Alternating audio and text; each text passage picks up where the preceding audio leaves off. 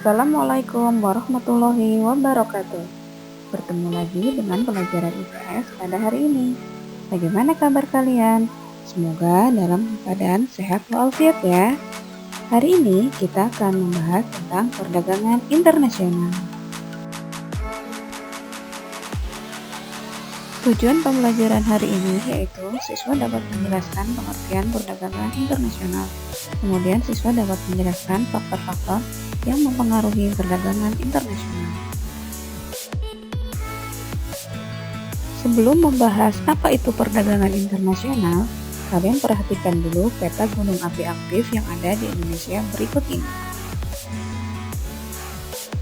Berdasarkan peta tersebut, sangat jelas terlihat bahwa Indonesia memiliki banyak gunung api. Mengapa ya? Hal tersebut disebabkan karena secara geologi, Indonesia dilalui dua jalur pegunungan di dunia. Dengan memiliki banyak gunung api, mengakibatkan tanah di Indonesia menjadi sangat subur. Tetapi tidak semua tanaman dapat ditanam di Indonesia loh. Contohnya adalah gandum. Walaupun demikian, masyarakat Indonesia masih bisa menikmati produk makanan yang berasal dari gandum, seperti roti dan biskuit. Kok bisa ya? Untuk memahaminya, kalian simak dulu penjelasan berikut ini. Kemampuan suatu negara untuk menghasilkan barang dan jasa itu tidak sama. Ada negara yang kaya akan sumber daya alam, namun ada juga negara yang kurang memiliki sumber daya alam.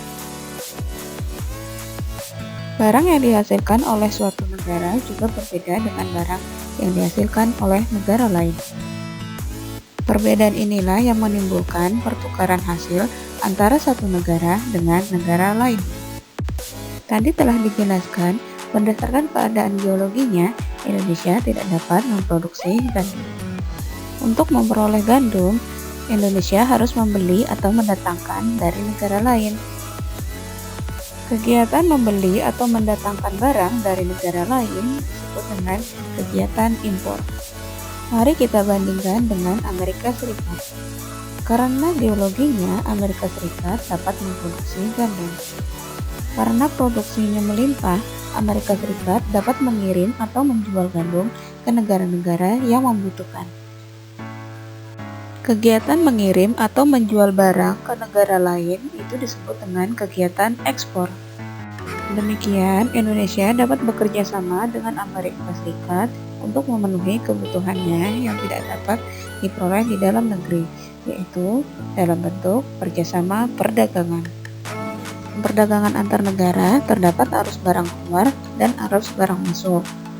Keluar disebut dengan ekspor, sedangkan barang masuk disebut dengan impor. Menukar barang antar negara ini dilakukan dengan perantara uang dan tentu saja dengan tujuan untuk memperoleh laba atau keuntungan. Dengan demikian dapat kita simpulkan bahwa perdagangan antar negara atau perdagangan internasional adalah proses pertukaran barang dan jasa antara dua negara atau lebih dengan tujuan untuk mendapatkan keuntungan atau laba. Sekarang kalian telah memahami apa itu perdagangan internasional. Mari kita bahas yang berikutnya, yaitu faktor yang mendorong terjadinya perdagangan internasional. Faktor yang pertama yaitu perbedaan sumber daya alam. Yang kedua yaitu perbedaan tingkat sumber daya manusia. Yang ketiga yaitu perbedaan ilmu pengetahuan dan teknologi. Yang keempat yaitu perbedaan budaya. Dan yang kelima adalah perbedaan lainnya, misalnya perbedaan harga barang, perbedaan upah, perbedaan biaya produksi, dan perbedaan selera masyarakat. Mari kita bahas satu persatu. Faktor yang mendorong terjadinya perdagangan internasional yang pertama yaitu perbedaan sumber daya alam yang dimiliki oleh setiap negara. Sumber daya alam yang dimiliki oleh masing-masing negara itu tidak sama dan mengakibatkan perbedaan hasil produksi dari negara tersebut.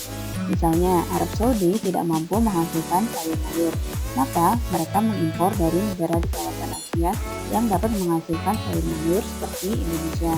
Dengan demikian, Indonesia memiliki peluang untuk menjual hasil dari pertaniannya ke negara lain, termasuk Arab Saudi.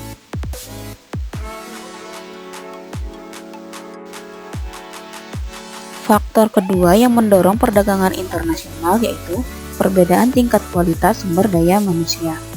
Ketersediaan sumber daya alam itu juga memerlukan daya dukung kemampuan sumber daya manusianya. Suatu negara yang mempunyai sumber daya manusia yang berkualitas, maka akan menghasilkan barang dan jasa dengan mutu atau kualitas yang lebih baik. Faktor yang ketiga yaitu perbedaan ilmu pengetahuan dan teknologi. Negara yang menguasai ilmu pengetahuan dan teknologi akan mampu memproduksi barang dan jasa yang lebih banyak, bermutu, dan efisien dibandingkan dengan negara yang tidak menguasainya. Ilmu pengetahuan dan teknologi dapat menghemat biaya produksi, jumlah barang, dan kualitas barang. Yang berikutnya yaitu perbedaan budaya suatu bangsa. Perbedaan budaya suatu negara akan sangat mempengaruhi barang yang dihasilkan. Misalnya, seni ukir dan batik dari Indonesia memberi daya tarik tersendiri bagi negara lain untuk membeli barang tersebut. Demikian juga dengan peran Cina menjadi daya tarik sendiri bagi negara lain. Faktor pendorong perdagangan internasional berikutnya yaitu adanya perbedaan harga barang, adanya perbedaan upah dan biaya produksi, serta adanya perbedaan selera. Contohnya, kita mengimpor kendaraan bermotor dan spare part-nya dari Jepang, bukan karena kita tidak bisa memproduksinya sendiri, tetapi dikarenakan jika memproduksi sendiri, maka upah dan biaya produksinya menjadi tinggi, sehingga akhirnya harga barang akan tinggi juga. Oleh karena itu, kita lebih memilih untuk membeli atau mengimpor dari negara lain. Sampai di sini dulu pembelajaran kita hari ini. Alhamdulillahirabbil alamin. Sampai ketemu di pembelajaran selanjutnya.